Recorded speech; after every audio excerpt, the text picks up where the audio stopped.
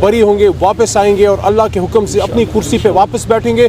वैसे भी जो बात मैं करता था मेरे से अल्लाह ने कराई कि 2/3 अक्सरियत से इमरान खान आएंगे, 2/3 नहीं 3/4 से आए हैं। 178 के करीब सीटें कौम ने उनको दी हैं, लेकिन मैंडेट पर डाका डाला गया है और 17 सीटों वालों को हमारे ऊपर जो है बिठाया गया है। इंशाल्लाह आखिरी जीत हक की होगी। इमरान खान साहब बाहर भी आएंगे और वज़ीर आज़म भी बनेंगे इंशाल्लाह। ये जो जेल में मुलाकातों पर पाबंदी आयद की गई है, इसके पीछे जो पॉलिटिकल मोटिव हैं, क्या मुहर्रिकात हो सकते हैं, मकासद? एक ही मकसद है इमरान खान साहब को अपना सियासी मौक़िफ़ देने से, सियासी फैसला साजी से। सेनेट का इलेक्शन आ रहा है, उसमें अपना किरदार अदा करने से और मुल्की उमूर पे अपना फैसला कुन किरदार अदा करने से रोकने के लिए सारा कुछ किया जा रहा है। ये मरियम नवाज इतनी ताकतवर है या कुछ और? हमने तो सुना था कि शैतानों को बांधा गया है, लेकिन लगता है कुछ खास शैतान इस वक्त अभी तक तो खुले फिर रहे हैं। जब तक हमें हमारा हक नहीं मिलता, जब तक चुराए हुए मैंडेट वापस नहीं मिलता, जब तक इमरान खान साहब वापस नहीं आते, हमने हर फोरम इस्तेमाल करना है। पार्लियामेंट, अदालत और रोडें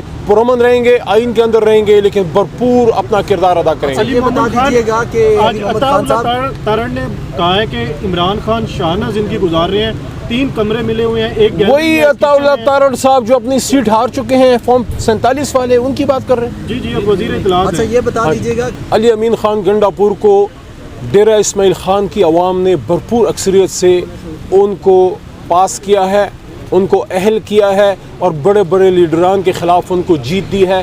अली अमीन खान गंडापुर न सिर्फ डेरा इस्माइल खान बल्कि खैबर पख्तूनख्वा के गयूर पख्तूनों का, हज़ारे वालों का सबका फ़ख्र है। इंशाअल्लाह खैबर पख्तूनख्वा हर कदम इमरान खान के साथ होगा और अली अमीन खान अपने उसूली मौक़िफ़ से पीछे नहीं हटेंगे।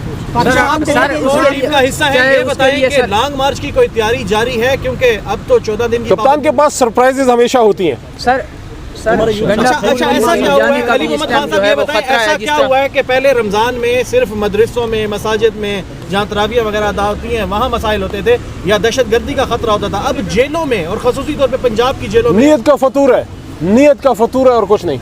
इतना ज़रूर कहूँगा कि इमरान खान साहब को पाकिस्तानी कौम की कौमी गैरत और हमीयत पे आवाज़ उठाने की सज़ा दी जा रही है और दी गई है कि क्या पाकिस्तान के वज़ीर आज़म का ये हक़ नहीं था कि वो कौम को उन चीज़ों से आगाह करते जो कौम के ख़िलाफ़ हो रही थी, और जो अदम एतमाद की एक बैनुल-अक़वामी मुदाखलत, वो तो अब क्लियर बातें हो गई हैं।